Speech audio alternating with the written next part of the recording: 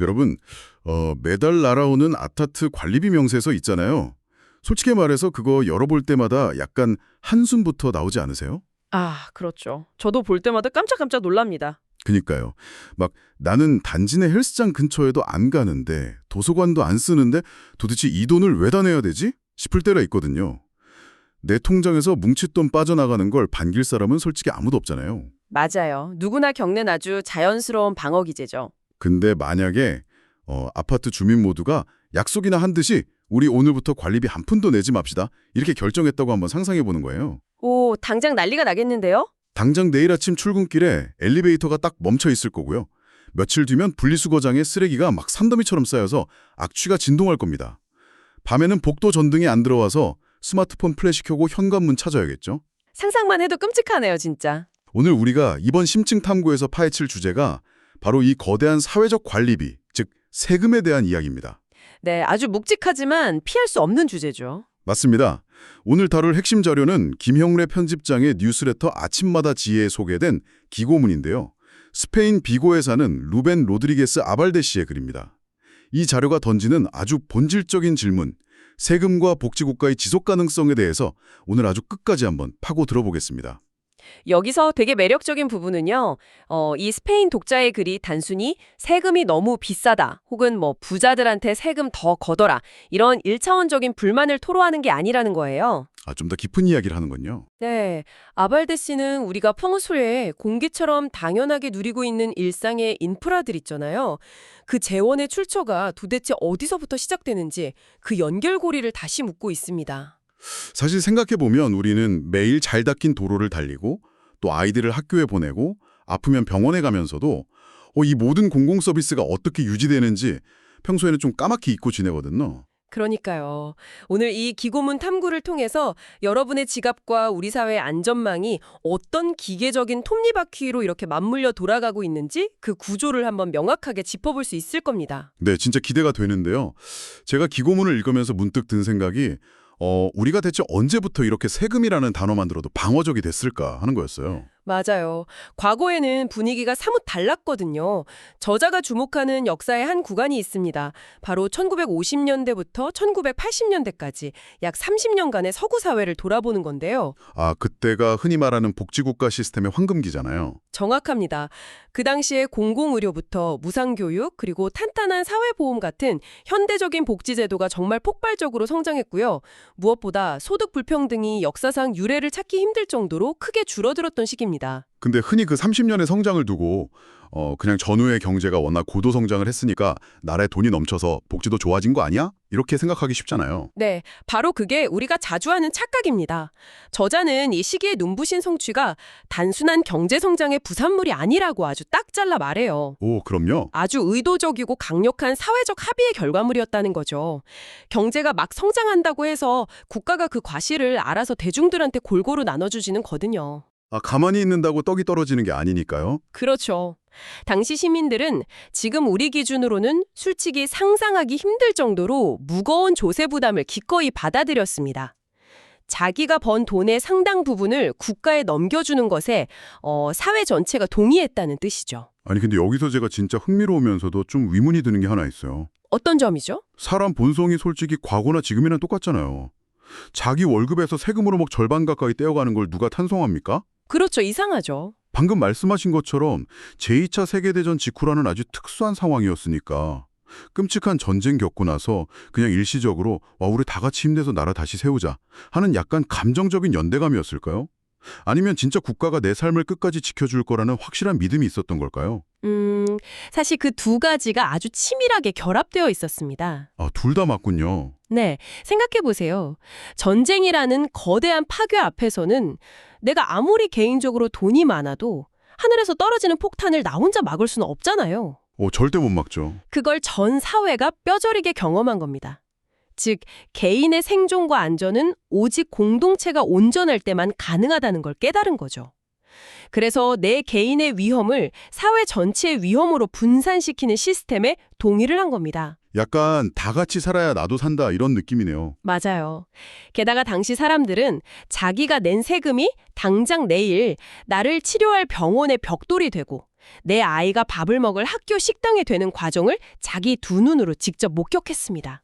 눈앞에서 막 건물이 올라가고 인프라가 깔리니까요. 네, 세금이 허공으로 사라지는 돈이 아니라 나와 내 가족을 위한 가장 확실한 투자라는 인과관계가 너무 투명하게 보였던 시대였던 거죠. 와, 그러니까 세금 내는 게 국가한테 돈을 뺏긴다는 느낌이 아니라 내 삶이 무너지지 않게 받쳐주는 가장 확실한 보험료를 내는 감각이었겠네요. 정확한 표현입니다. 그런데요, 여기서 이 기고문의 진짜 날카로운 역설이 딱 등장합니다. 그렇게 높은 세금에 기꺼이 합의했던 과거랑 다르게 오늘날에는 아주 기묘한 현상이 벌어지고 있다는 거잖아요. 네, 그 부분이 정말 뼈아픈 지점이죠. 공공의료나 무상교육, 노후연금 같은 복지 서비스가 일상에서 제일 절실하게 필요한 사람들이 누구죠? 바로 중산층이랑 노동자 계층이잖아요. 그렇죠. 부유층은 알아서 사적으로 해결할 수 있으니까요. 근데 정작 그 보통의 시민들이 오히려 감세 정책을 아주 적극적으로 지지하고 환호한다는 점입니다. 솔직히 말해서 저부터도 뉴스에서 소득세율 인하한다 그러면 이번 달 실수령액 좀 늘겠는데? 하고 되게 반갑거든요. 사람이라면 당연한 반응입니다. 방금 말씀하신 그 실수령액의 증가가 주는 직관적이고 즉각적인 보상 심리 때문이에요. 당장 내 통장에 10,000원 꽂히는 게 중요하니까요. 맞아요. 통장에 당장 돈이 들어오는 건 눈에 보이지만 그로 인해서 삭감되는 공공 서비스의 질은 아주 천천히 그리고 되게 간접적으로 다가오거든요. 그런데 이걸 더 큰 그림이랑 연결해서 거시적으로 뜯어보면 이야기가 완전히 달라집니다. 어떻게 달라지나요? 저자는 감세 정책이 시행됐을 때 그 실질적인 혜택의 파이를 누가 가져가는지 구체적인 수치로 좀 냉정하게 계산해보라고 지적합니다. 숫자요? 네, 예를 들어 볼게요. 세금을 일괄적으로 5% 깎아준다고 가정해 보겠습니다. 원래 세금을 1억 원 내던 고소득자는 500만 원을 돌려받죠. 와, 500만 원 크네요. 그렇죠. 근데 애초에 세금을 10만 원 내던 평범한 노동자는 고작 5천 원 돌려받는 거예요. 와, 커피 한 잔 값이네요, 진짜. 네, 감세라는 게 비율로는 모두에게 평등해 보여도 실제 금액으로 환산하면 철저하게 고소득층한테 압도적으로 혜택이 집중되는 구조인 겁니다. 와, 이거 들으니까 딱 떠오르는 비유가 있어요. 이거 완전 우리 직장인들 탕비실 회비 문제랑 똑같잖아요. 오, 탕비실 회비요? 네, 만약에 부서 직원들이 매달 10,000원씩 내서 탕비실에 커피랑 간식 채워놓고 있었는데 어느 날 투표를 해서 회비를 없애기로 한 거예요.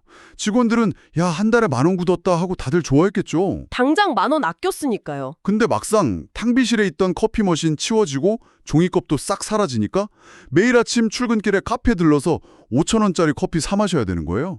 결국 한 달에 10만 원을 자기 돈으로 더 쓰게 생겼잖아요. 배보다 배꼽이 훨씬 커진 상황이네요. 그러니까요. 근데 가만히 생각해보면 여기서 진짜 이득 본 사람은 따로 있거든요. 누군가요? 원래 탕비실 믹스 커피는 입에도 안 대고 자기 개인 카드로 비싼 스페셜티 커피만 사 마시던 임원들 말이에요. 아, 탕비실 자체를 안 쓰던 사람들. 네. 그 임원들은 원래 탕비실 안 썼으니까 그냥 회비 10,000원 가끔하게 아낀 거고 자기 라이프 스타일은 전혀 안 변했잖아요.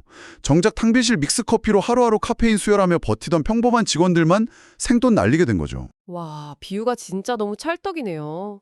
그 탕비실 비율을 우리 현실의 조세 제도로 조금만 확장해 보면 아발데 씨의 경고가 정확히 들어맞습니다. 어떻게 연결되죠? 탕비실 없어졌을 때 임원들은 그냥 자기가 마시던 비싼 커피 계속 사 마시면 그만인 것처럼 감세를 통해서 막대한 잉여 자본을 손에 쥔 고소득층은 공공 서비스가 부실해져도 일상에 아무런 타격을 안 받아요. 돈으로 다 해결이 되니까요. 맞아요.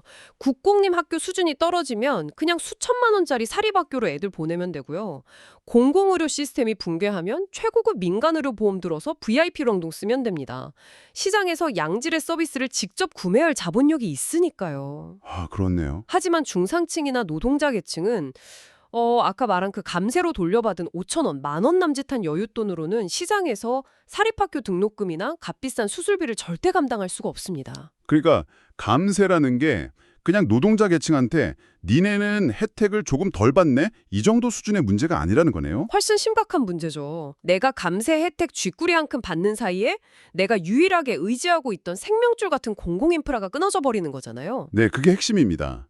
저자도 세수가 줄어들 때 국가가 제일 먼저 손을 대는 곳, 즉, 제일 먼저 타격을 받는 곳이 바로 이 공공 서비스의 질이라는 점을 아주 명확하게 짚고 있거든요. 네네. 세수 감소가 단지 정부 장부상의 마이너스 숫자로 끝나는 게 아니라 우리 현실 사회에서 아주 무서운 도미노를 쓰러뜨린다는 걸 논리적으로 해설하고 있어요. 어떤 도미노 현상들이 일어날까요? 첫 번째 도미노는 인프라의 마모입니다. 당장 학교 시설 보수할 예산이 삭감되고 교보제가 낡아가면서 교육 환경이 나빠지죠. 아, 우리 애들 학교 화장실 안 고쳐주는 그런 거네요. 맞습니다. 두 번째 도미노는 인력 유출과 서비스 지연이에요. 공공병원 예산이 줄어들면 의사나 간호사들이 그 열악한 환경을 버티지 못하고 민간으로 다 떠나버립니다. 응급실 뺑뺑이 도는 거 생각나네요. 그렇죠. 결국 평범한 시민들은 간단한 맹장 수술 하나 받으려고 몇 달씩 대기해야 하는 상황이 오는 거고요. 그리고 마지막, 세 번째 도미노는 우리 사회 가장 취약한 곳의 안전망이 무너지는 겁니다. 실업급여 기간이 단축되고 기초생활수급 조건이 엄청 깐깐해지는 거죠. 아, 이 도미노가 다 쓰러지고 나면 진짜 무섭겠네요. 이 끝에는 과연 무엇이 있을까요? 결국 남는 건 기회의 평등이 완전히 사라진 사회 아닐까요? 공공 서비스라는 게 아무리 가난한 집에 태어났어도 아프면 최소한 치료는 받게 해주고 교육을 통해서 계층을 이용할 수 있게 바닥에 깔아놓은 레일 같은 거잖아요. 네, 가장 튼튼해야 할 레일이죠. 근데 세수가 줄면 그 레일에 나사가 하나둘 빠지면서 결국 기차가 전복되는 거네요. 진짜 서늘한 건 도로에 포트롤 생기거나 병원 예약이 밀리는 이런 현상들이 하루아침에 쾅 하고 터지는 게 아니라서 사람들이 잘 눈치를 못 챈다는 점이에요. 바로 그겁니다.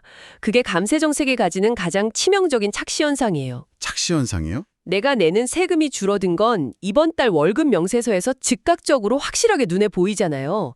근데 그 대가로 치러야 하는 공공 서비스의 공백이라는 사회적 비용은 5년, 10년에 걸쳐서 아주 서서히 우리 일상을 잠식해 들어오거든요. 서서히 가라앉는 배처럼요. 네. 그래서 대중들은 시스템이 무너지고 있다는 걸 구조적인 문제로 인식하기보다는 그냥 내가 요즘 운이 없어서 아플 때 하필 병원 예약이 안 되네 하고 개인적인 불운으로 치부해버리기 쉽다는 겁니다. 와, 그렇게 되기가 너무 쉽겠네요, 진짜. 아발데 씨가 경고하는 것도 바로 이 지점이에요. 눈앞에 떨어지는 작은 숫자만 보지 말고 그 숫자가 장기적으로 만들어낼 인과관계의 끝을 봐야 한다는 거죠. 자, 근데 우리가 이 스페인 갈리시아주 비고에서 날아온 이야기를 쭉 따라가다 보니까요. 이게 지구 반대편 낯선 도시 사람만의 고민이 절대 아니라는 생각이 확 듭니다. 너무나 우리 얘기죠. 네, 지금 이거 들으시는 여러분들도 이거 완전 우리 동네 구신 뉴스에서 맨날 나오는 얘긴데? 하실 거예요. 김영울의 편집장이 이 기고문을 소개하면서 덧붙인 맥락도 정확히 그 지점을 향하고 있죠. 지금 한국 사회 한 복판에서 벌어지고 있는 가장 뜨거운 쟁점들이랑 완벽하게 겹쳐지거든요. 정확합니다. 이름만 스페인이지 본질은 완전히 동일한 논쟁들이 지금 우리 사회 헤드라인을 장식하고 있습니다. 건강보험 얘기부터 나오잖아요. 맞아요. 당장 건강보험 제정이 몇 년 뒤면 고갈될 수 있다는 경고 뉴스. 잊을만 하면 나오죠. 그리고 국민연금 개혁 문제. 소득 대체율을 어떻게 할 건지, 보험료율을 얼마나 올릴 건지 두고 세대 간 갈등이 지금 엄청나게 극심하잖아요. 매일같이 뉴스에서 싸우고 있죠. 또 기초생활보장제도 보장 수준을 어디까지 국가가 책임질 것인가 이것도 매년 예산 짤 때마다 반복되는 아주 골치 아픈 숙제입니다. 네네. 이 되게 복잡해 보이는 이슈들을 한꺼틀 싹 벗겨내보면요. 결국 바닥에 남는 핵심 질문은 단 하나로 귀결됩니다. 그게 뭔가요? 고령화되고 저성장하는 이 사회에서 필수적인 공공 서비스를 유지하기 위한 그 막대한 재원을 과연 누가 그리고 어떻게 부담할 것인가 이거죠. 결국 우리 부모님의 병원비, 내 노후, 그리고 우리 아이들이 살아갈 사회의 인프라, 이 모든 일상의 문제들이 세금이라는 공공재원의 규모를 어떻게 가져갈 것인가 하는 문제랑 다이렉트로 연결되어 있다는 거네요. 맞습니다. 그렇다면 여러분, 이 모든 게 우리한테 대체 뭘 의미하는 걸까요? 세금을 순수한 내 지갑의 부담으로 보는 시각이 있고 반대로 공공 서비스를 유지하기 위한 필수 재원으로 보는 시각이 있잖아요. 이 두 시각 사이에서 우리는 어떤 스탠스를 취해야 할까요? 여기서 우리가 반드시 짚고 넘어가야 할 아주 중요한 포인트가 하나 있습니다. 이 복잡한 딜레마 속에서 어느 한쪽의 논리만이 무조건적인 진리라고 단정 지을 수는 없다는 거예요. 양쪽 다 일리가 있다는 말씀이시죠? 네. 예를 들어 감세를 통해서 기업이나 개인의 부담을 줄여주고 그걸로 민간 투자를 유도해서 경제의 파이 자체를 키워야 한다는 이른바 공급 중시 경제학의 논리도 있어요. 이것도 국가 경제 운영에 있어서 아주 진지하게 다뤄지는 관점입니다. 시장이 죽어버리면 결국 걷어들일 세금의 파이 자체가 쪼그라드니까요. 아, 그렇죠. 경제가 돌아가야 세금도 나오죠? 반대로 적절한 증세를 통해서 사회 안전망을 튼튼하게 유지하는 것이 불평등으로 인한 엄청난 사회적 비용을 예방하고 결국엔 경제 안정성을 높인다는 복지국가의 논리 역시 똑같이 중요합니다. 네네. 이 아발데 씨의 글, 그리고 오늘 우리가 나누는 이 심층 탐구의 목적은 어떤 특정 정치적 진영의 편을 들거나 손을 들어주려는 게 절대 아닙니다. 맞아요. 뭐 무조건 증세하자, 무조건 감세하자. 이런 단순한 얘기를 하려는 게 아니죠. 그렇습니다. 핵심은 환상에서 벗어나자는 겁니다. 세금은 적게 내고 싶은데 동시에 완벽하고 풍요로운 공공 서비스를 누리고 싶다. 이런 마법 같은 일은 현실 세계에 없다는 사실을 직시하자는 거예요. 뷔페 가서 돈은 안 내고 제일 비싼 고기만 먹겠다는 거랑 똑같네요. 바로 그겁니다. 감세를 선택한다면 어떤 공공 서비스의 질적 하락을 감수할지, 반대로 복지를 원한다면 내 지갑에서 나가는 세금 부담을 얼마나 감내할지 그 차가운 계산서 앞을 회피하지 말고 정면으로 마주해야 한다는 뜻입니다. 아, 진짜 뼈 때리는 말이네요. 한쪽으로 치우치기보다는 뉴스에서 어떤 정책이 발표됐을 때 저게 내 삶에 구체적으로 어떤 나비 효과를 가져올까 스스로 계산할 수 있는 판단력을 기르는 게 중요하겠어요. 네, 그게 우리가 이런 자료들을 탐구하는 진짜 이유죠. 오늘 스페인의 아발데 씨가 쏘아올린 질문부터 쭉 따라와 보니까 결국 복지국가라는 거대한 시스템은 허공에서 뚝 떨어지는 공짜 선물이 아니었습니다. 우리가 합의해서 만들어내는 조세제도가 그 자체로 우리가 과연 어떤 사회에 살고 싶은가를 보여주는 가장 솔직한 영수증, 이제 거울이 아닐까 싶어요. 1950년대 사람들이 전쟁의 폐허 위에서 그 강력한 연대감을 통해 현대 복지국가의 기틀을 다졌잖아요. 그 사회적 합의를 이루어냈듯이 지금 우리에게도 21세기의 현실에 맞는 새로운 합의가 절실하게 필요합니다. 네. 무조건적인 세금 혐오나 반대로 재원에 대한 아무런 고민 없는 막연한 복지 환상, 이 양극단에서 모두 벗어나야 합니다. 현실적인 인과관계를 바탕으로 우리 사회가 감당할 수 있는 최적의 균형점이 어딘지 치열하게 토론해야 할 시점인 거죠. 오늘 이 긴 논의를 끝까지 함께 따라와 주신 분들이라면 당장 내일 아침 뉴스에서 뭐 소득세 개편안, 예산 삭감 이런 기사 보실 때 전이랑을 완전히 다르게 읽히실 거예요. 시야가 확 넓어지셨을 겁니다. 예전에는 그냥 또 여의도에서 복잡한 숫자 노름 하네 하고 넘겼다면 이제는 저 예산이 깎인다는 건 내 아이 학교에 방과후 교실이 없어진다는 뜻이구나. 혹은 저 감세 혜택의 진짜 청구서가 나중에 우리 부모님 아프실 때 열악해진 응급실 대기 시간으로 날아오겠구나. 이렇게 정책 이면의 도미노가 생생하게 보이실 겁니다. 맞습니다. 일상에 되게 사소해 보이는 불편들 뒤에 숨겨져 있는 거대한 사회적 재원의 흐름을 읽어내는 것. 그게 바로 민주주의 사회 시민의 힘이니까요. 자, 그럼 오늘 탐구를 마무리하면서 여러분이 출퇴근길이나 혼자 계실 때 조용히 곱씹어 보실 만한 묵직한 생각거리를 하나 던져드리고 싶습니다. 오, 좋네요. 원문에 있는 내용은 아닌데요. 오늘 우리가 나눈 이야기의 끝을 아주 극단까지 한번 밀어붙여보는 거예요. 극단까지요? 만약 우리 모두가 끝끝내 이 사회적 관리비 내기를 거부하고 세금 혐오가 막 극에 달해서 국가 재정이 완전히 바닥을 드러낸다면 결국 어떤 세상이 오게 될까요? 야, 상상하기도 무섭네요. 어쩌면 안전이나 건강 같은 정말 너무나 기본적이고 당연했던 인권조차 철저하게 시장의 상품으로 전락해버리는 완벽한 사유화의 시대가 오지 않을까요? 늦은 밤 골목길을 안전하게 걷는 일도, 아플 때 의사를 만나는 일도 오직 내 지갑 속 신용카드 한도에 따라 등급이 매겨지는 사회 말입니다. 디스토피아 영화의 한 장면 같네요. 우리가 무의식 중에 서로를 연결하고 있다고 믿어 의심치 않았던 사회라는 단어 자체가 사전에서 지워지기 전에 다음 달 날아오는 고지서에 찍힌 그 세금의 숫자가 우리 삶에 어떤 방파제를 쌓고 있는지 여러분도 한 번쯤 깊이 떠올려 보셨으면 좋겠습니다. 오늘 심층 탐구는 여기서 마치겠습니다.